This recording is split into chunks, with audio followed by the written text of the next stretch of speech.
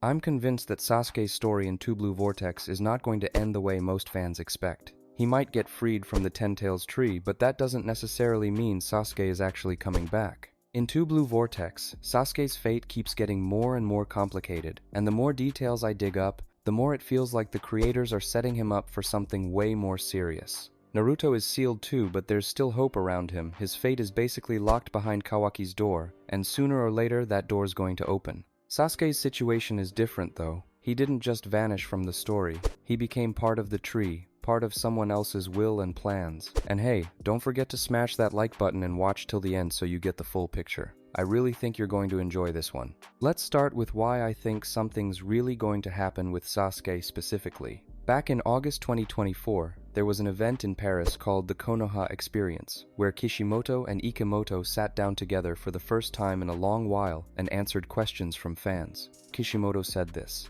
"With Ikemoto-san, at one time we had a significant difference in points of view on the fate of a character, and he was tenaciously persuading me for a long time. However, I can't say which character it's about so as not to spoil the continuation of the story. But after analyzing that interview, I became convinced they were talking about Sasuke, and I don't think that's just some random coincidence. That tells us this wasn't about some story that already wrapped up, or some past event. This was about something readers still haven't seen yet. And if we assume that character really was Sasuke, then here's what gets interesting. Why would his fate specifically cause such a serious disagreement between the two creators? Well, it's actually pretty simple. At the time of that interview, Sasuke was already sealed inside the tree. So I think the disagreement might have been about exactly how his story would ultimately end. And if that's the case, then Sasuke's current imprisonment in the tree could be part of a much bigger plan. Here's the thing, a simple scenario where Hidari gets defeated and Sasuke gets freed just puts everything right back where it was, and that erases the consequences of the last several years way too easily.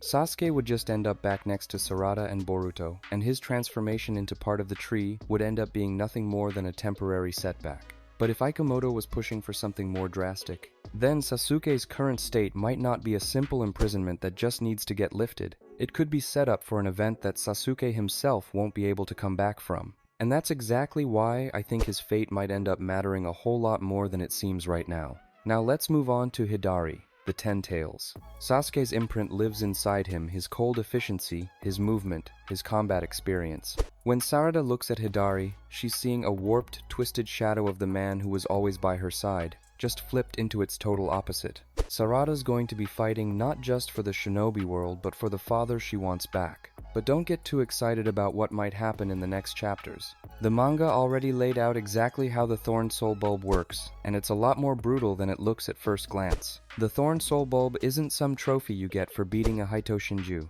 It's a chance to bring back the person who got absorbed, but it's a chance with a window of literally just a few minutes. If the bulb doesn't get reunited with the tree almost immediately, it starts to break down, and the soul trapped inside it dies right along with it. We already saw this happen when Mamushi was destroyed, and Boruto ended up with his Thorn Soul Bulb. He didn't make it in time, and the core just broke apart right there in his hands. So if Hidari ever falls, and Boruto happens to be clear across the map at that moment, our heroes might simply run out of time. I also don't think it's a coincidence that the Ten Tails Jura chose Hidari specifically. These two feel like a dark mirror of Naruto and Sasuke, and that's what makes it click for me why Jura holds onto Hidari so tightly, and why he's hunting Naruto so relentlessly. Now think back to how the Uchiha clan's tragedy actually worked. The Mangekyo never awakened from simple anger, it awakened from a loss too overwhelming to hold inside yourself. Both the databooks and the canon itself have hammered this point home more than once. The power behind the Uchiha's eyes is always tied to love that's twisted into pain. Sasuke got his eternal Mangekyo when he took on Itachi's Sharingan,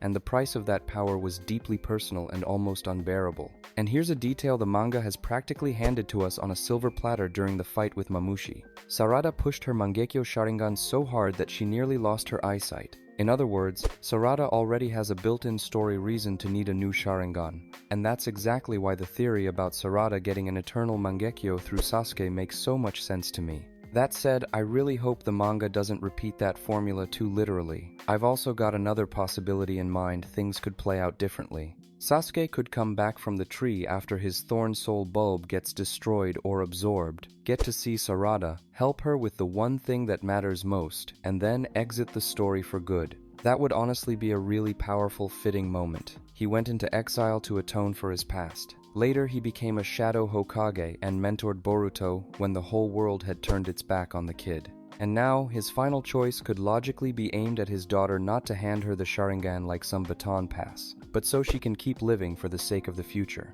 A move like that would reveal more about who Sarada really is than any amount of training could. I'm hoping the creators remember that this kind of ending only works when a character's departure leaves behind meaning, not just an empty void. Sasuke in Boruto has already lost the Rinnegan, years with his family, his reputation in the eyes of the world, and now, finally, his freedom. If, after all of that, he just gets written off purely to fuel Sarada's motivation, that would honestly be a pretty rough outcome. But from what I've picked up in interviews, Akimoto clearly wants Boruto to stand on its own as a story, not just be Naruto retold in different words. And he wants the enemies of this new era to feel genuinely different from the villains of the old one.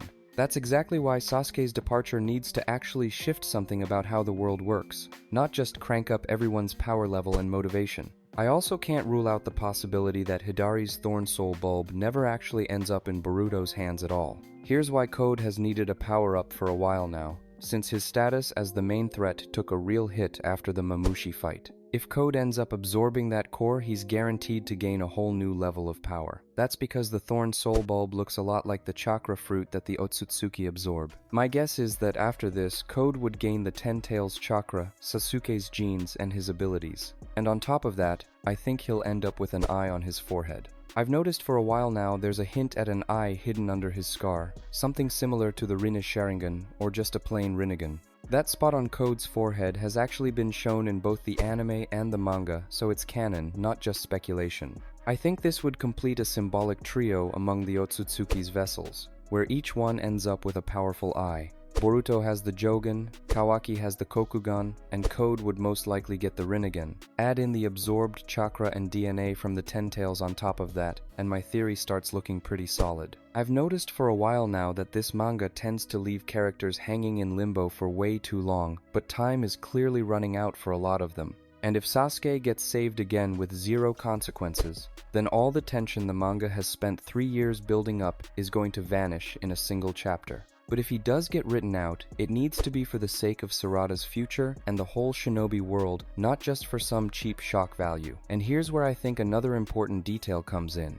Even if Sasuke does get freed from the tree, that doesn't automatically mean the character is making a full comeback. In fact, the creators could use his release as the final period on his story instead. Picture this, Sarada finally gets the chance to see her father again, but instead of the Sasuke she remembers, she's looking at a man who understands his time is basically up. He might not pass down power, some new dojutsu, or even some secret of the Uchiha clan. The most important thing he could hand her is his own understanding of what people are actually worth protecting. If that happens, his loss stops being just a tragedy thrown in for emotional impact. It becomes the closing chapter of a man who spent his whole life trying to figure out exactly what he was supposed to protect. A move like that would tie the old Uchiha clan storyline directly into the new Hitoshinju threat.